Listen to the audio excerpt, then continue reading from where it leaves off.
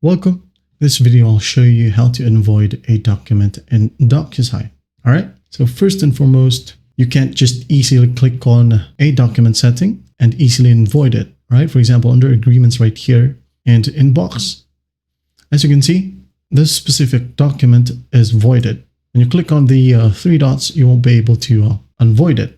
But there's a workaround. Okay. All you have to do is just copy it. Okay. You will still have the same file and the receivers. So just copy, click on copy, wait for it to load. As you can see, here we have the same exact file and the recipients. Okay. Email subject is still the same. And if you have a message right here, you'll be able to see the same exact message. So just gotta hit on next. And then once done, as you can see, it's still the same. Just hit on send like so.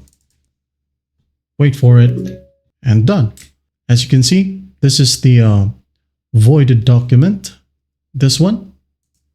This is the voided one. And the copied one is here. All right. When I click on it, it will be the same. As you can see, there you have it. They can now sign and just hit on finish.